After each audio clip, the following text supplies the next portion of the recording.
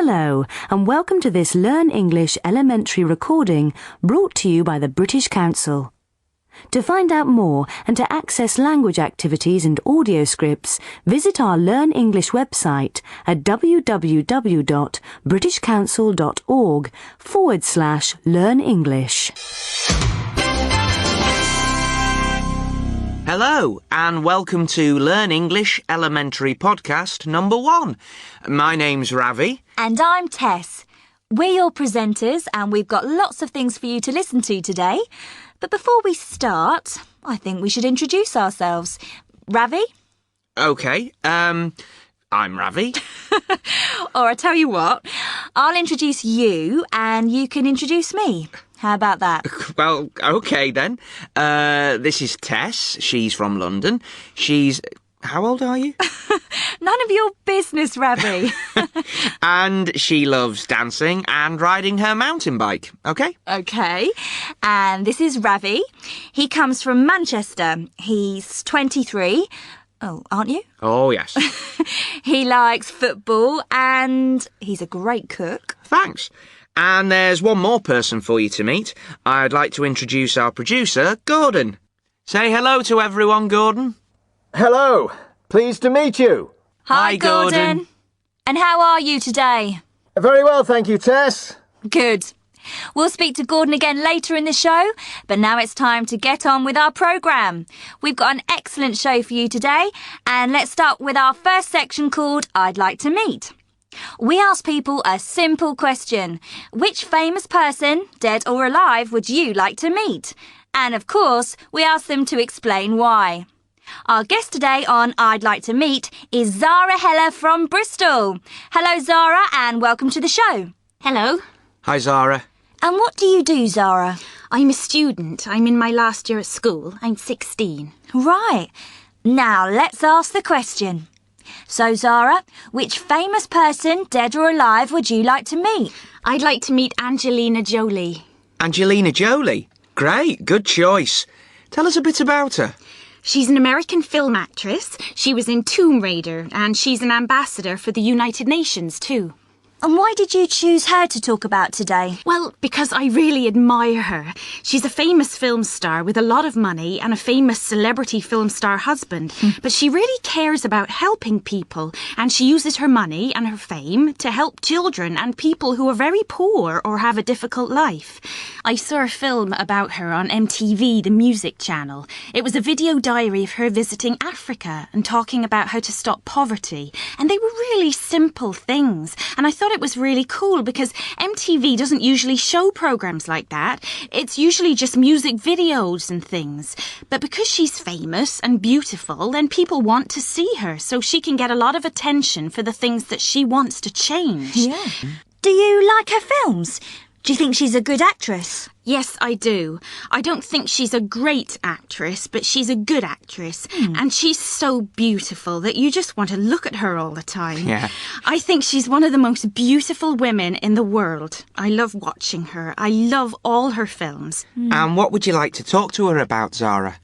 I'd like to talk about her trips to different places all around the world, and about Hollywood and her family, and about what people like me can do to help poor children. Well, thank you very much, Zara. That was really interesting. Personally, I'd like to talk to her about her husband, Brad Pitt. I think he's gorgeous. OK, Tess, calm down. For all of you listening, we'd like to hear from you. Which famous person, dead or alive, would you like to meet, and why? Email us at learnenglishpodcast@britishcouncil.org. That's learnenglishpodcast, all one word, at britishcouncil, all one word, .org. That's O-R-G. Let us know which famous person you would like to meet and why. OK, now it's quiz time. Every week we'll have a little quiz to get you thinking. This week it's the 10-second quiz. It's very easy. We give you a topic and you give as many answers as you can in 10 seconds. Our two players today are Daniel. Daniel's 16 and comes from London. Hello, Daniel. Hi. And Alice. Alice is also 16 and she comes from Liverpool. Hi, Alice. Hello. Do you both know what to do? Mm-hmm. OK. We give you a topic and you have to write down all the words you can think of. For example, we say bathroom and you write a list. Bath, soap, shampoo and so on. As quick as you can. Got the idea? Yeah. Good. OK, let's play. You've got 10 seconds to write down things you can find in a kitchen. OK? So, for example, you could say microwave oven. OK? Things you can find in a kitchen. Go!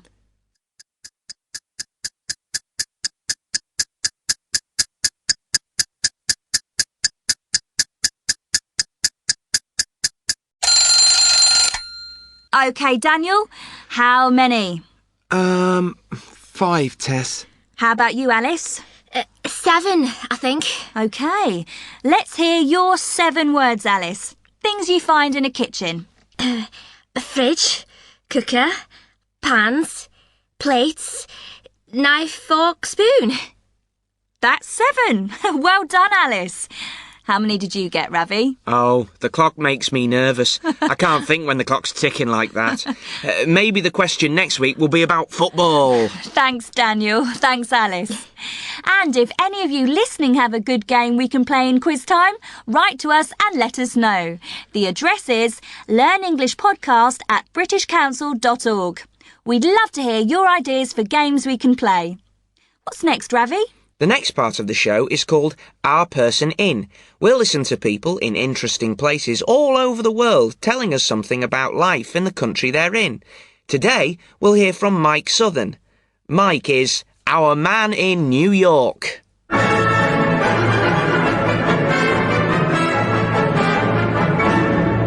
New York. What do you think of? Skyscrapers, taxis, noise, people. John Lennon said that New York is the capital city of the world, and it certainly feels that way. But in the centre of this exciting, noisy, polluted city, there is a place to find peace and quiet. A short walk from busy Fifth Avenue in Manhattan, you'll find Central Park. Central Park is the green heart of New York City, and over 25 million people come here each year to escape the city. People run, swim, climb, or simply sit and read a book in the huge park's different scenery. And it's not just for people. Lots of rare birds have made their home in the park, and there are legends of big cats hiding in the dark trees. Although it looks completely natural, the park is man-made, created over 150 years ago. Frederick Law Olmsted and Calvert Vaux designed the park at a time when the city was a very crowded, dirty and unhealthy place to live. They wanted to make a place where rich and poor people could find fresh air in the dirty city. It does the same job today. As a friend of mine always tells me, life in New York would be impossible without Central Park. Wow, really interesting. We'll hear from another one of our people next time. Or if you'd like to write in and tell us something interesting about your city or town, we'd love to hear from you. You can send it to us at learnenglishpodcast@britishcouncil.org. Now we're going out into the street to listen to Your Turn. In this part of the show, we go out into the street to find out what people think about our question of the day. And today, we're going to ask a question about celebrities, like film stars, actors, singers, who promote charities and ask people to give them money or aid. At the beginning of the show, we listened to Zara from Bristol talking about Angelina Jolie. Zara talked about Angelina Jolie's work for charity, and nowadays, lots of famous people, celebrities, do the same. But is it a good idea? So today's question is it a good idea for celebrities to do work for charity? Is it a good idea for celebrities to do work for charity? Interesting question. Let's listen to the answers.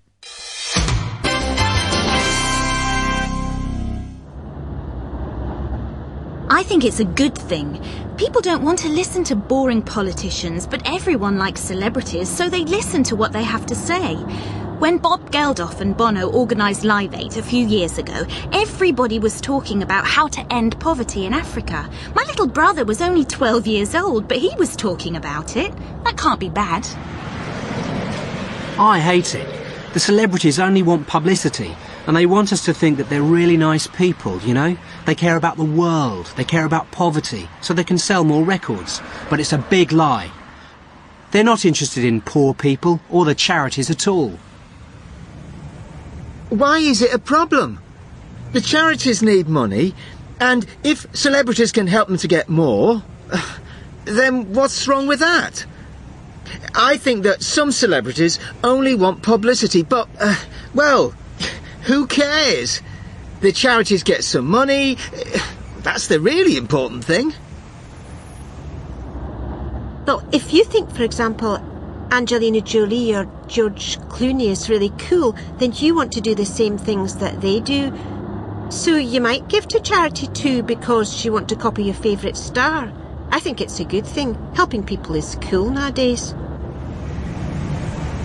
I think the celebrities do it because they copy other celebrities.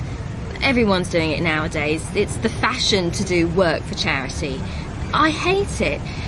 These film stars make millions of dollars for a film and live in houses that cost millions of dollars and travel in private planes and stay in expensive hotels, and then they go and visit some poor people. It's ridiculous. OK, some interesting answers there. Do you have an opinion about this question? We'd love to know what you think. Is it a good idea for celebrities to do work for charity? Or do you have an idea for a question that we could ask on your turn? Send us an email at learnenglishpodcast@britishcouncil.org and we can take your question into the street. OK, now it's time to meet Carolina. Carolina is from Venezuela and she's visiting Britain for the first time. It's a big adventure for her. She's going to live, study, and she hopes have a good time here in the UK. And we're going with her. Carolina's going to study in Newcastle in the northeast of England. She speaks very good English, but this is her first visit to Britain, so some things are very strange for her. We're going to follow Carolina in our podcasts and listen to some of the conversations that she has in lots of different situations. Today, we're going to hear what happened when she first arrived in Britain from Venezuela. Here's Carolina at Heathrow Airport in London. Let's listen to her conversation at immigration control. Excuse me, am I in the right line for immigration? I don't know, dear. It depends. What nationality are you? Venezuelan. No, this queue's for British and European Union members. You need to go over there, where it says other passport holders. Can you see? Oh yes, okay, thank you. Good evening. Good evening. Where have you travelled from today? From Venezuela, from Caracas. Can I see your passport, please? Thank you.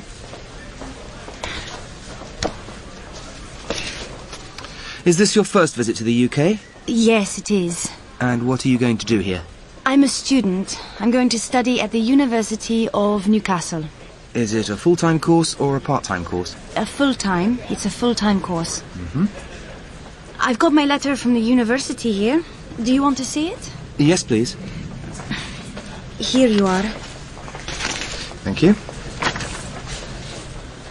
And how long is the course? How long do you intend to stay in the country? 3 years. 3 years. Yes, that's right. Do you intend to work in this country? Oh, no, I'm not going to work. Well, maybe in the university holidays, but the British Embassy in Caracas said that was okay. Yes, that's correct. Students can work in the holidays. Is everything okay? Yes, everything seems to be in order. I just need to stamp your passport. With today's date. Here you are. Passport and letter. Thank you. I hope you enjoy your stay. Newcastle's a very nice place. Go down the stairs and turn left to collect your baggage. Thank you very much. Good evening, sir. And where have you travelled from today? Carolina did really well there. Airports can be so difficult. I think she did really well too. I hope she can come and join us in the studio soon. I'd like to meet her. Well, that's almost the end. Wait a minute, Ravi. Don't forget Gordon. Gordon? What do you mean? He wants to tell a joke. Oh, no. Don't be horrible. Gordon! Joke time! Come on, Gordon. Are you ready? Yes, I'm here. I hope this is good, Gordon. How long have I got? 1 minute at the most. OK then. Right. A chicken walks into a library. A chicken? Yeah. A chicken walks into a library, walks up to the counter and says to the librarian, "Book, book." The librarian gives the chicken 2 books. She puts the books on the chicken's head and the chicken walks out of the library. 1 hour later, the chicken walks back into the library. It walks up to the counter and says to the librarian, "Book, book." The librarian gives the chicken 2 books and the chicken walks out of the library. An hour later, this happens again. Book, book. And the chicken walks out of the library with 2 books on its head. But this time, the librarian thinks, this is strange. So she decides to follow the chicken. She goes out of the library and follows the chicken. The chicken crosses the road, walks along the street, turns the corner until it comes to the lake. Sitting by the lake is a big fat frog. The chicken gives the books to the frog, and the frog looks at them and says, "Read it. Read it." Oh, Gordon! That's terrible! And that's the end of this part of the show. We have to go now, but don't go away.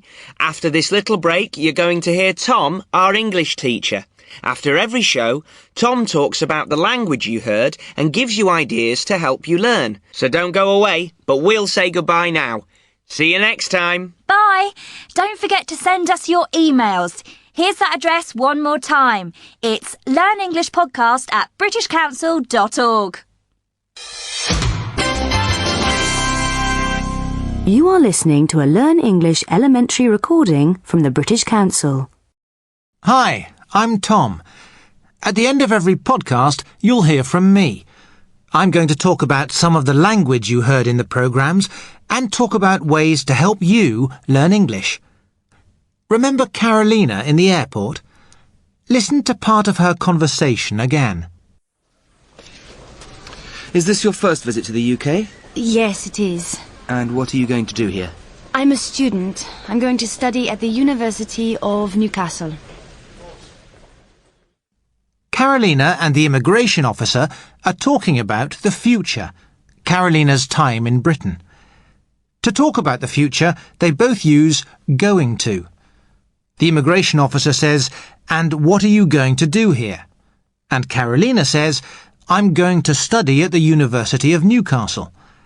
They both used going to talk about the future, because they are talking about plans. When the immigration officer says, "What are you going to do here?"